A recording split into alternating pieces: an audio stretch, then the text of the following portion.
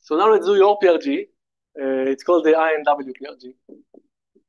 This is Impagliazzo-Nisan-Wigderson. It's another PRG. I'm just going to I'm not going to just going to draw it because it's roughly the same. The point of this PRG, by the way, it was a hard sell because there was Nisan and it doesn't improve it. But the point is that it does actually improve it in one thing, which no one cared at the time, but we really care today. It has the right dependence on sigma. So Nisan have seed length, which I almost forgot to write here even, like that. Because, if sigma is large enough, you don't have these, but if sigma is large enough, you still pay log sigma log n times. Because the seed length of a hash function is log n times log n. I mean, it's log n, but you have log n of those. So it's log n times log m. So this sigma is here. And sometimes sigma is like really big. You did a composition or something, and you want to just add something to that. You don't want to touch it. And INW are doing the right thing. They have 1 times log sigma, like perfect. And then plus the rest. So that's the reason you might care about this PRG, but the actual reason to care about it is because it's really pretty, and the idea, although similar to that, is different and useful. And it's related, I think, to exactly what you said. So let me see. But yeah, it would have been better than that, but I don't know of any application that would have benefited much. I really need the one.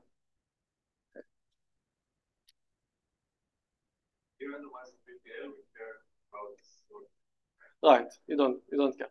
You only care about those things if you do a lot of compositions, and then things blow up, and you want components that won't blow up things that were already large and so forth. And so when you do that, when you put your sarbal and things and work, then you do care about that. But when you dress up to the conference and present your paper, you don't write those. But then these are the hidden. I mean, epsilon is even worse. Epsilon is like 1/10, but it's actually the entire problem lies in epsilon. So the only reason you have the NW here, not sigma really, but N and W is because of the epsilon. So the dependence of the parameters in the end usually are not, actually quite typically are not related to how much you care about them when you actually do the work. But let's see that it's really beautiful. And it's a common thing that you do. And the idea is the following. It's a different PRG. But it still has this J. I'm going to do it in multiples of J. And the idea is the following. Just before writing the PRG, and I'm just going to draw it, okay? Is that, say you have a PRG, PRG J minus 1, and it has some seed. I don't care about how the seed looks. I'm not going to separate it to hash functions. There are no hash functions anywhere here.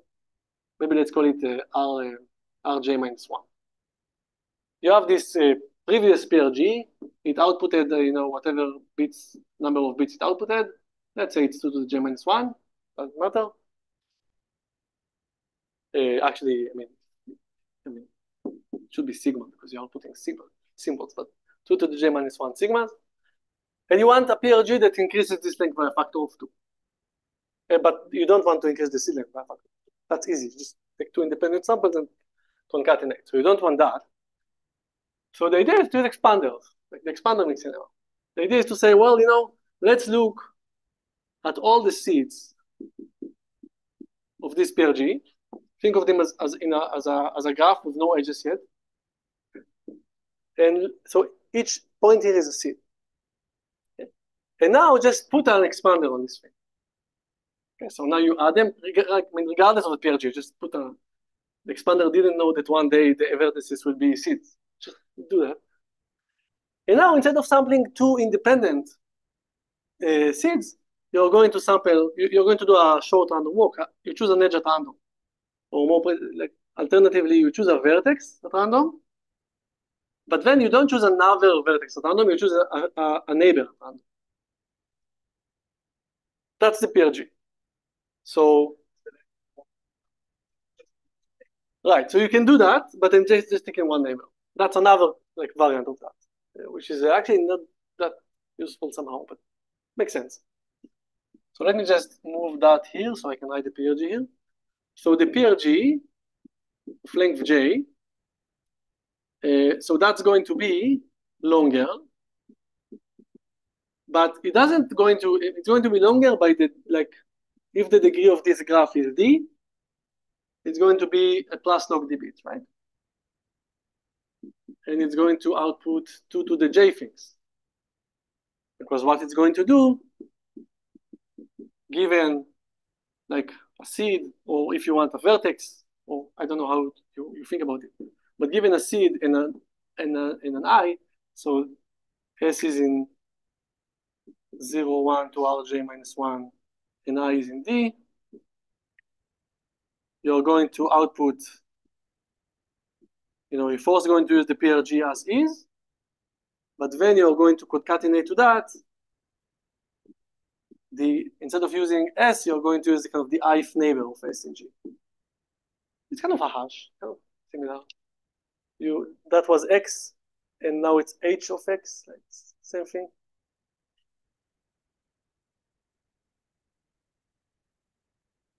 Right. So why does this work? It's actually easier to analyze. Like there is one lemma that we know. Well, expand on mixing lemma, exactly. So let's see why. Let's see that in action. Just some level. I don't want to write. I mean, it's the same lines again and again, just different reasons why you move from one to another. So let me just do the idea. Right. So again, you are looking at some two vertices, U and V, and you choose a W in the middle. Same dance, U, V, W in the middle. This is of length 2 to the J minus 1, also that. And you want to ask, right, what's the probability of arriving from U to V before looking at W using the PRG? So let me write it seed as S and I just to prepare myself.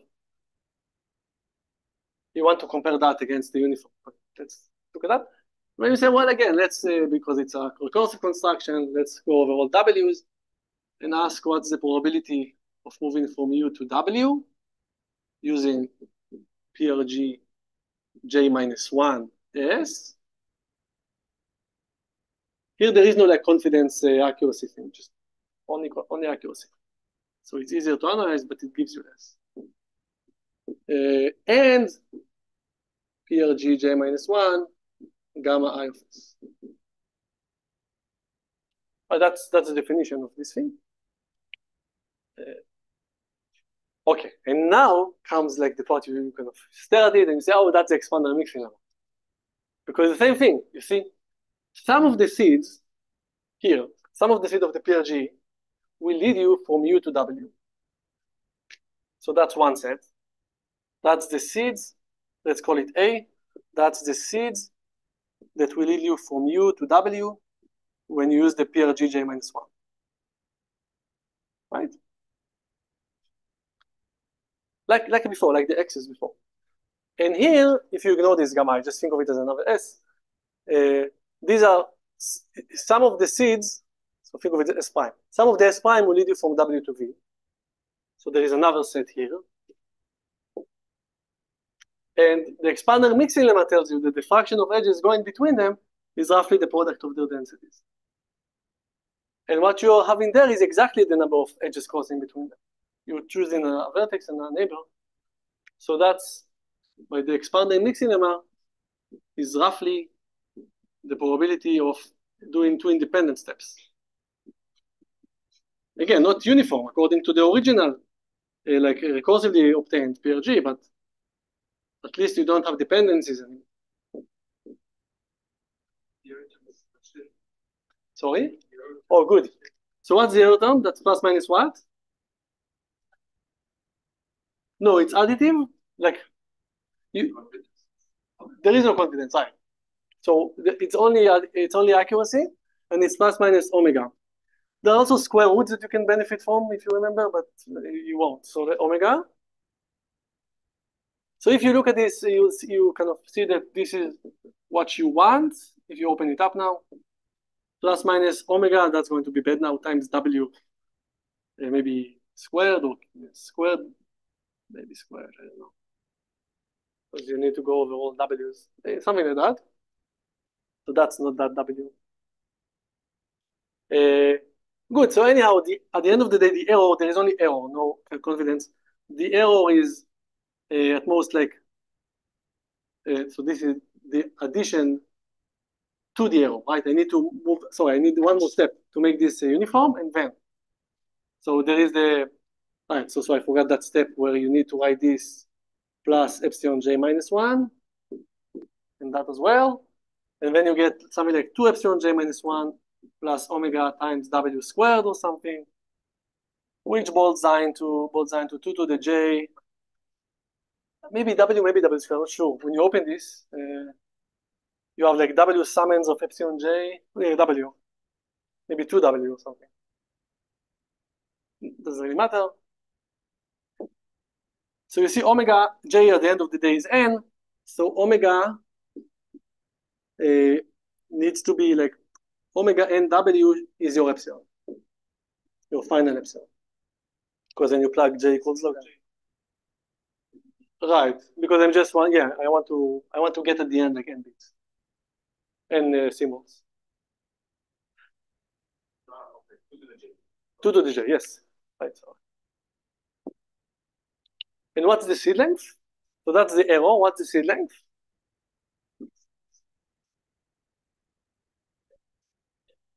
Exactly. J log d plus that's important. You're right. J log d is the actual important thing, but right. So it's sigma. Like PRG 0 is like identity on sigma. So the seed, because I made such a face about like one.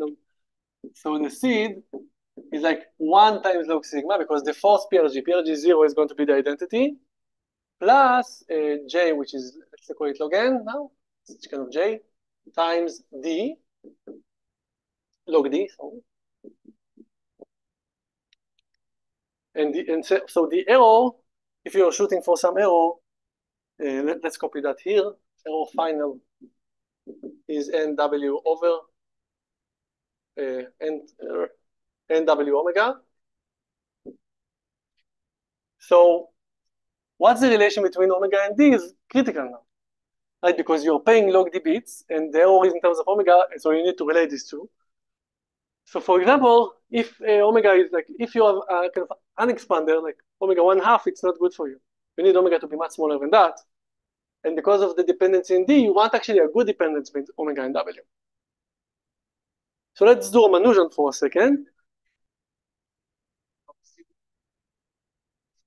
Because the fourth PRG, like PRG is 0, it's a recursive definition. So PRG 0 takes some random bits and output an element in sigma. So your best thing to do is just output a random element in sigma. So PRG, right, is the identity. I mean, you need to translate it to bits, but right. Identity. It's like use X at the beginning of the Riemann algebra, use random X. The second one, you don't use random X. So anyway, you really want good dependence here. You don't need that great, but let's see. So if omega is like 1 over square root of D, which is Ramanujan, maybe 2 here, but never mind. Then you're happy because epsilon final is like nw over square root of D. And so you see that D needs to be something like nw over epsilon final squared. If you just move things in square. So plugging it here, you get the right thing. So it's log sigma from the beginning plus log n times log d, which is all of the rest. But you don't quite need Ramanujan. Even the thing we did with this is like d to the 1/4 here or something, it's good enough. It only affects this power. And this power gets into a log. So it becomes like 2 of that or something. So the zigzag is enough here. But you can't like take really bad things. And one important part is that the degree of this expander is actually large. So you can use like Cayley graphs or stuff. It's not like a constant degree graph. It's easier to construct. Like an epsilon bias set will do the job, really. Because in epsilon bias set, the degree is logarithmic, but other than that, the error is, as you see in problem 5 or something, the error is great. I mean, the dependence between the degree, right? The degree is like, I don't want to. The size of the graph changes with the iteration. Right, but it's large enough. The degree doesn't. You can make it actually, but the degree, right? Good, that's a good point. The degree doesn't change, and the size of the graph do change. The sizes do change, but you know, so therefore you can actually start with smaller degrees or something. Each step like knows how to construct an expander, constructed, and right, and it's a different one all the time. Right. So what happens really is that it's not like a random walk. So you have an expander. Initially, it's like very small. It's on sigma or something, and you do once, like you choose an edge. And then the next expander is on the edges, right? So you have like I don't know how to do it. You have a larger expander times d, and then so everything here is actually becoming a vertex, and you took an edge. So it's like a length for random walk, but very specific. It induces, because if you choose an edge, I mean, it's not a length 4 because it's a different graph. But if you choose an edge, and then some other bigger graph tells you that this is connected to that, which is not connected in this graph, it kind of becomes messy. But so it's not quite a random walk, but it's that. We call it an INW random walk. That's how we call it. Because you go onto the line graph and take out. Okay. Questions? Not sure I followed the last part. So what I'm saying is that if you look at the construction and think what it does, so it actually does take different expanders per iteration, per recursive, because the sizes of the graph is not the same. How many random bits do we generate each iteration? We double the number that we had. Because every vertex is a seed. So we do take a couple of random steps each iteration. Right. We start with 2 random graphs, and then we will take.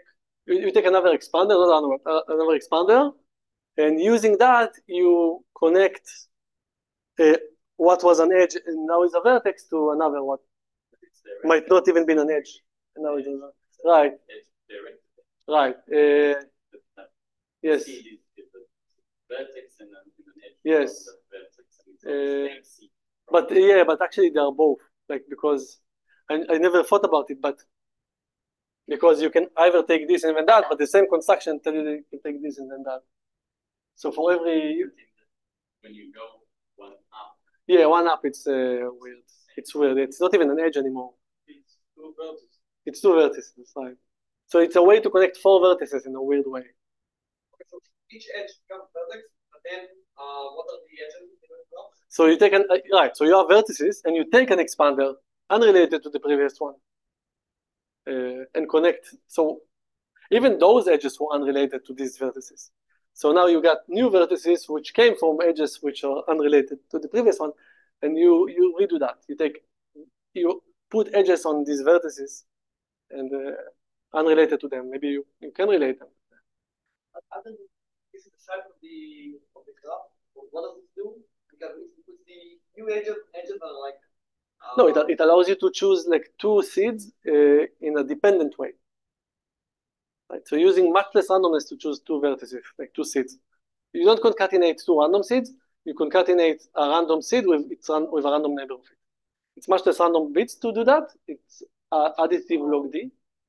It's like with the relationship between the H's, like with we use the image of an H or identity for the next H. Right, but there are not H's anymore. Yes, I mean I know how to say H, like the seeds.